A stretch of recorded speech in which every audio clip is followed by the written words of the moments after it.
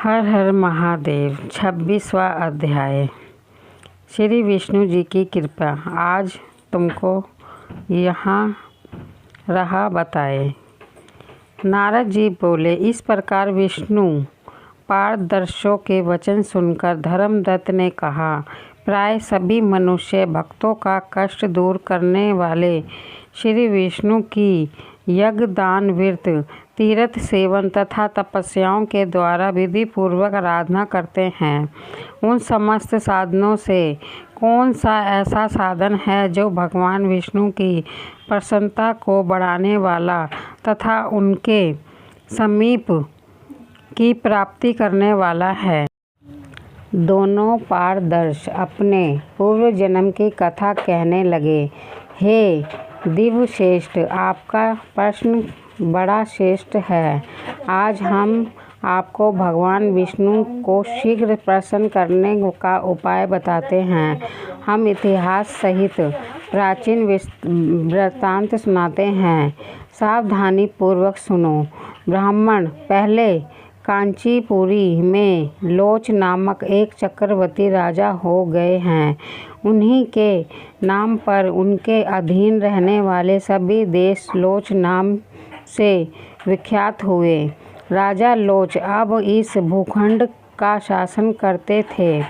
उस समय उनके राज्य में कोई भी मनुष्य दरिद्र, दुखी, पाप में मन लगाने वाला अथवा रोगी नहीं था।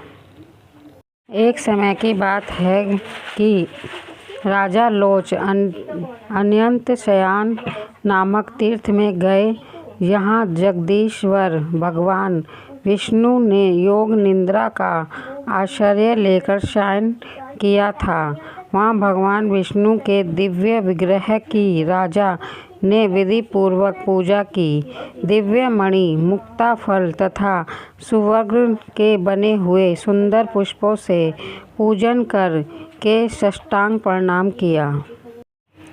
प्रणाम करके जो ही बैठे, उसी समय उनकी दृष्टि भगवान के पास आते हुए एक ब्राह्मण पर पड़ी, जो उन्हीं की कांची नगर के निवासी थे। उनका नाम विष्णुदास था।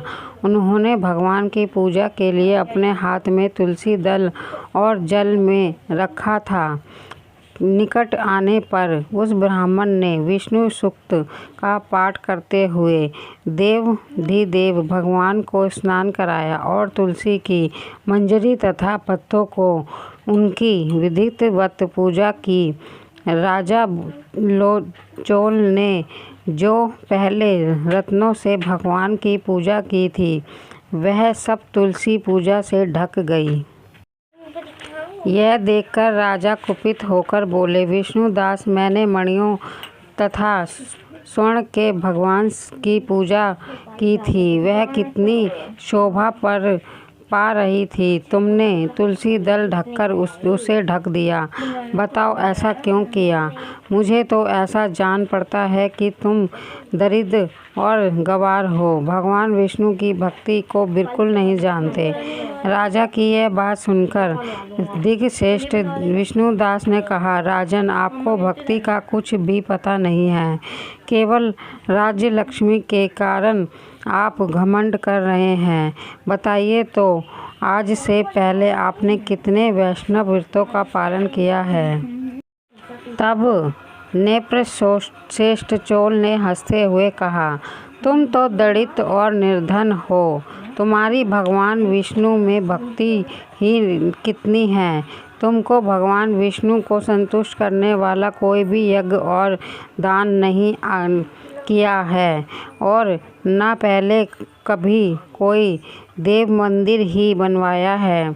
इतने पर भी तुम्हें अपनी भक्ति का इतना गर्व है।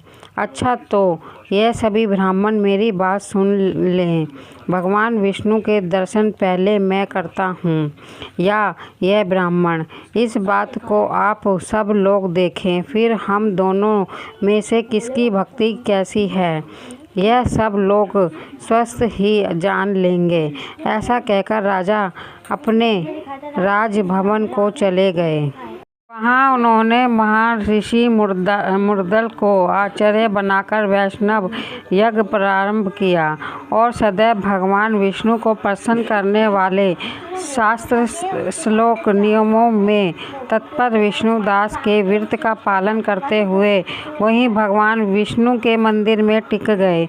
उन्होंने माघ और कार्तिक के उत्तम व्रत का अनुष्ठान, तुलसी वन की रक्षा, एकादशी को द्वादश मंत्र का जाप, नृत्य, गीत आदि मंगलमय आयोजनों के साथ प्रतिदिन पोस्ट सोपचार से भगवान विष्णु की पूजा आदि नियमों का आचरण किया। वे प्रतिदिन चलते फिरते और सोते हर समय भगवान विष्णु का स्मरण किया करते थे। उनकी दृष्टि सर्वत्र सम हो गई थी। वह सब प्राणियों के भीतर एकमात्र भगवान विष्णु को ही स्थित देखते थे। इस प्रकार राजा चोल और विष्णुदास दोनों ही भगवान लक्ष्मीपति की आराधना में संलग्न थे। दोनों ही अपने अपने व्रत में स्थित रहते थे और दोनों की ही संपूर्ण इंद्रियों का तथा समस्त कर्म भगवान विष्णु को समर्पित हो चुके थे। इस अवस्था में उन दोनों ने दीर्घकाल व्यतीत किया। इसी प्रकार 26वां अध्याय संपूर्ण हुआ।